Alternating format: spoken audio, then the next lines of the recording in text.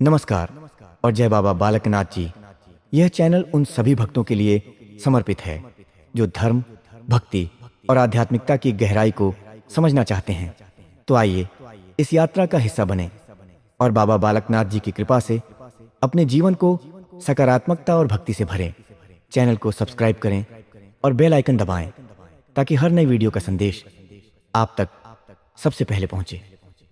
जय बाबा बालकनाथ जी। बाबा जी के शातलाई मंदिर से करुणा झाड़ी लगभग 5-10 किलोमीटर की दूरी पर स्थित है। उस समय की करुणा झाड़ी का बड़ा झुरमुट आज भी वहां देखा जा सकता है। श्रद्धालुओं के बीच इस झाड़ी के प्रति आज भी असीम श्रद्धा है। ऐसा माना जाता है कि इसी करुणा झाड़ी पर बाबा जी ने कठोर तपस्या की थी, जिसकी ख्याति दूर दूर तक फैल गई। उसी दौरान गुरु गोरखनाथ अपने 360 शिष्यों के साथ शातलाई पहुंचे। बाबा जी की सिद्धि और प्रसिद्धि देखकर गुरु गोरखनाथ ने उन्हें अपने नाथ संप्रदाय में शामिल करने का प्रयास किया, लेकिन बाबा जी इसके लिए सहमत नहीं हुए।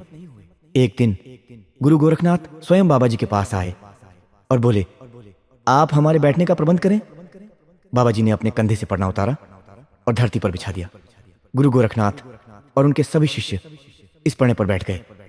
फिर भी पढ़ने का कुछ भाग शेष बचा रहा। इसके बाद गुरु गोरखनाथ ने कहा, मेरे शिष्य भूखे हैं, इनके लिए भोजन का प्रबंध करो। बाबा जी ने उत्तर दिया, मैं स्वयं भोजन ग्रहण नहीं करता हूं। तब गुरु गोरखनाथ ने कहा, तो इन्हें दूध पिलाने का प्रबंध करो। बाबा जी ने यह शर्त स्वीकार कर ली। उन्होंने एक दूध न देने वाली गाय को आवाज देकर बुलाया और उसकी पीठ पर हाथ रखा। गाय के थनों से दूध बहने लगा। बाबा जी ने अपनी छिपी को दूध से भरकर गुरु गोरखनाथ के आगे रख दिया। इस पर गुरु गोरखनाथ ने कहा, इस छिपी के दूध से क्या होगा? बाबा जी ने उत्तर दिया, आप इसे अपने शिष्यों को पिलाएं, यह खाली होने पर फिर से भर जाएगी। गुरु गोरखनाथ ने अपने शिष्यों को दूध पीने का आदेश दिया। शिष्यों ने पेट भरकर दूध पिया, लेकिन छिपी में दूध उतना ही रहा। इस प्रकार बाबा जी ने गुरु गोरखनाथ की शर्त जीत ली। इसी कारण बाबा जी को दूधाधारी नाम भी दिया गया। शर्मिंदा होकर गुरु गोरखनाथ ने बाबा जी से और चमत्कार दिखाने को कहा, लेकिन बाबा जी ने इनकार कर दिया। गुरु गोरखनाथ ने अपना परिचय देने के लिए मृगछाला को हवा में उछाला और बाबा जी को उसे नीचे लाने को कहा। बाबा जी ने अपना चिमटा ऊपर उछाला, जिससे मृगछाला टुकड़े टुकड़े होकर नीचे गिर गई, लेकिन बाबा जी का चिमटा आकाश में ही घूमता रहा।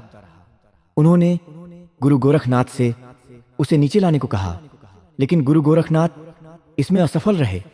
हार मानने के बजाय गुरु गोरखनाथ ने अपने शिष्यों को आदेश दिया कि बाबा जी को घेर कर उनके कानों में मुंद्रा पहनाकर अपना शिष्य बना लो। शिष्यों ने ऐसा करने का प्रयास किया, लेकिन जैसे ही वे कानों में छेद करते, वह तुरंत बंद हो जाता। कई प्रयासों के बाद भी वे असफल रहे।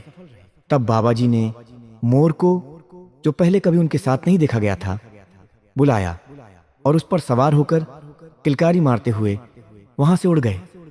गुरु गोरखनाथ और उनके शिष्य ये सब देखते रह गए। इसी कारण बाबा जी को मोर सवारी का नाम भी दिया गया।